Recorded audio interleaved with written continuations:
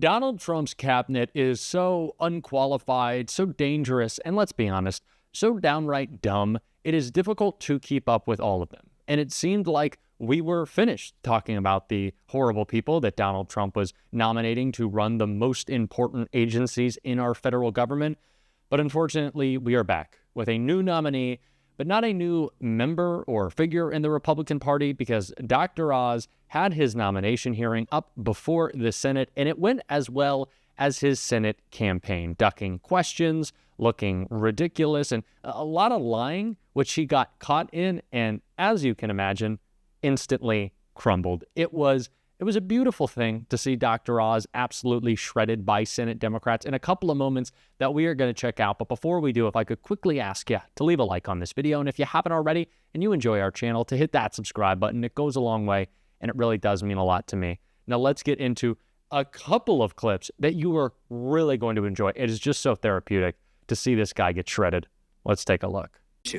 In 2012, you enthusiastically recommended several supplements for weight loss on your television show, including a substance called green coffee extract, which we now know was fraudulently marketed. For the record today, can you confirm that you no longer believe that green coffee extract is a miracle weight loss drug? I never said that medication was a miracle weight loss drug, but I am very...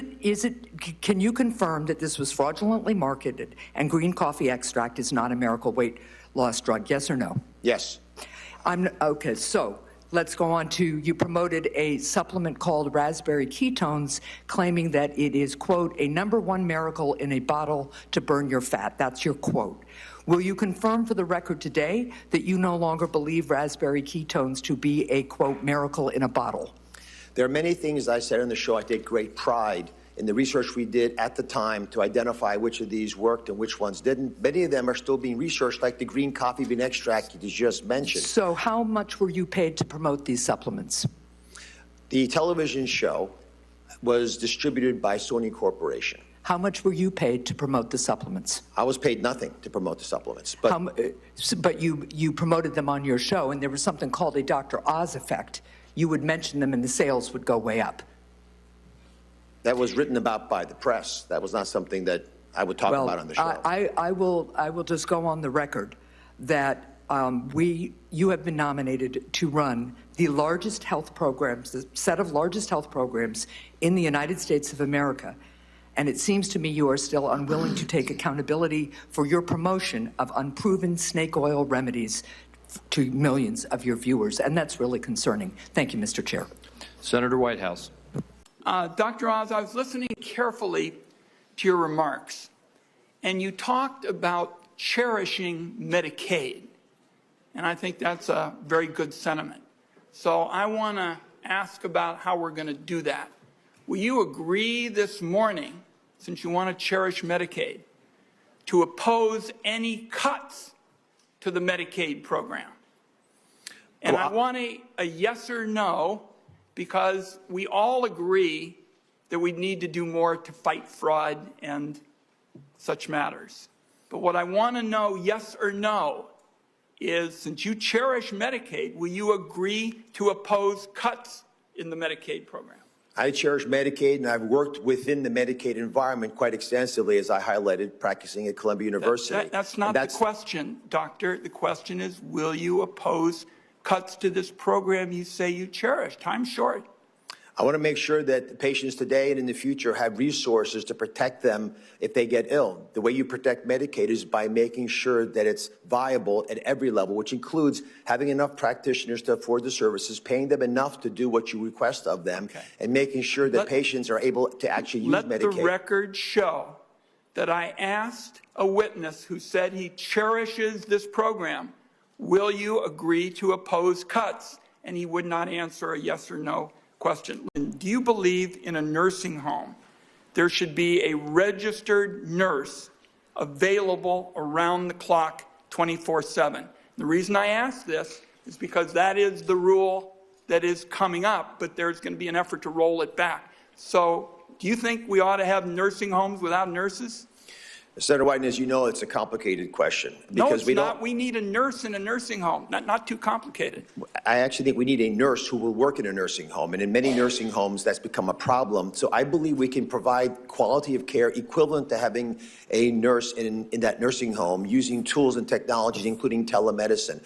I want to be flexible enough so that we deal with a massive crisis that we spoke about briefly yesterday. That we have a lot of people aging.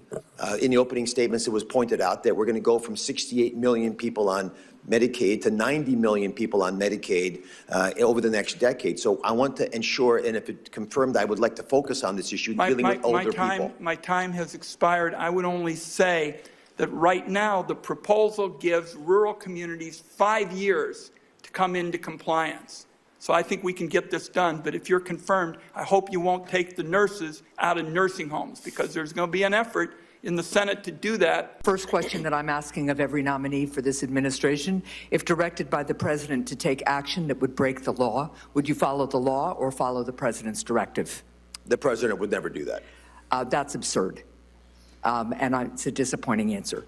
So I wouldn't necessarily call that a super successful hearing when you basically get called a fraud, which Dr. Oz is, when you're unable to say that you think nurses should be in nursing homes. I don't know what you think should be happening in a nursing home then, and essentially say the agency you're about to run, you don't care about it running. But that is the theme of this Trump administration. They talk so much about meritocracy and we got to have merit back in the system. We need people who are the most qualified.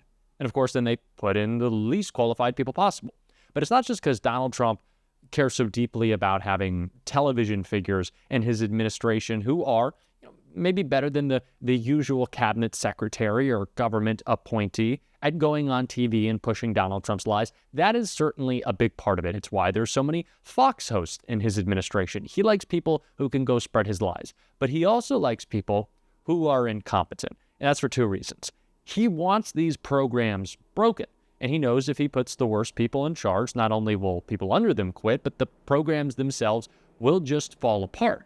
But the other reason for this is if Donald Trump puts incompetent people in place, he's putting more power with himself and Elon Musk in the Oval Office. If they need the go-ahead from Donald Trump every time they're going to make a decision, if they don't really know what they're doing and have to go back to the White House or talk to Russ Vought, Donald Trump gives himself more power, which is ultimately what this is all about. It's the reason why we saw Dr. Oz say, oh, Donald Trump would never ask me to break the law. Of course he will. It's going to happen. And they're going to say yes, because that is what this is all about. This is what it is always about. Giving Donald Trump more power to do what? Write a bigger tax cut to his billionaire buddies while screwing over all Americans, but really specifically the people who voted for him. And one of the biggest groups of people who voted for him, who he is really screwing right now, are veterans. And Bernie Sanders talked about that in a great clip right here. Yet, as we speak, Elon Musk and Donald Trump are trying to dismantle the VA by laying off an additional 83,000 employees. Despite today's court decision, they have already fired 2,500 probationary employees at the VA, many of them disabled veterans themselves. All across our country, people are shaking their heads.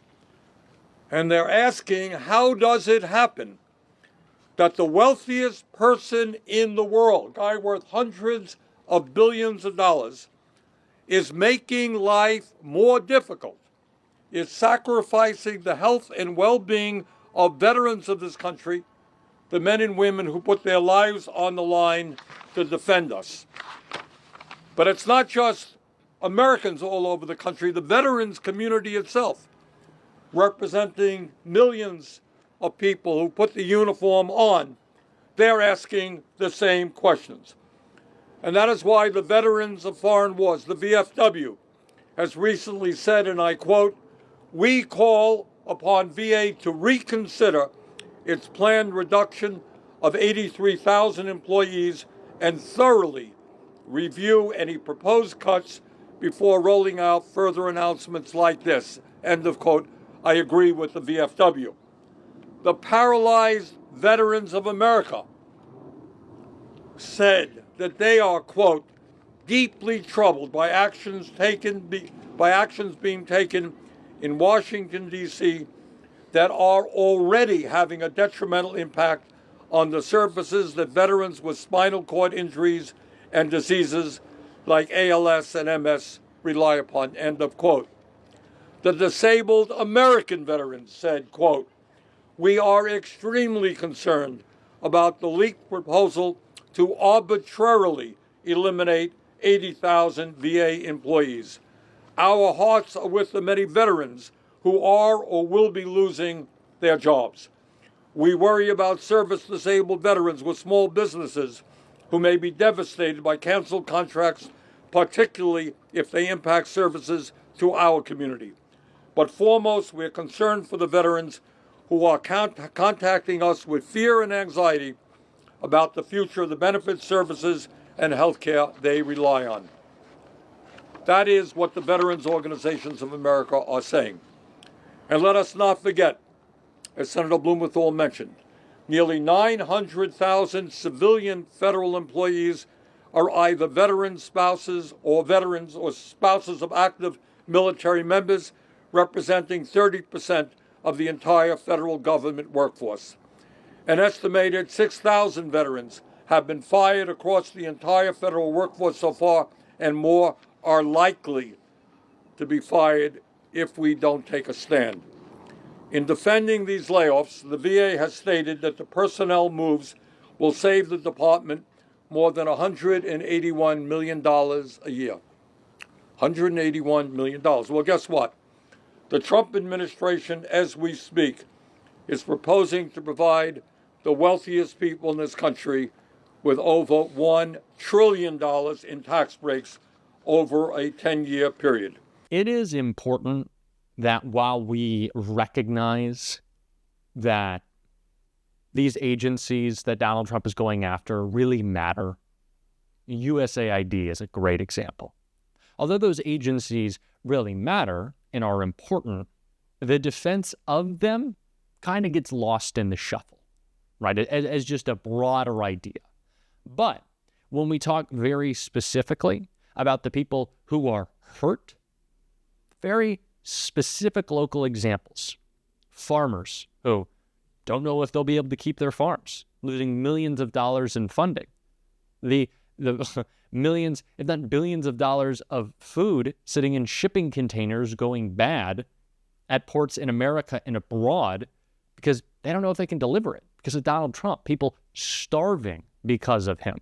Very specific examples. We better communicate that point. And I think Ruben Gallego has done a great job of this. Mark Kelly has done a great job of this, talking about the specific examples of veterans who have been fired and elevating their stories. They are heartbreaking, but they are important in communicating this message. And we're going to every single day on the show. And if you want to support that, as always, you can hit that subscribe button, leave a like on this video. And if you stuck around to the end, you can drop a blue heart in the comments. And until next time, I'll see you soon.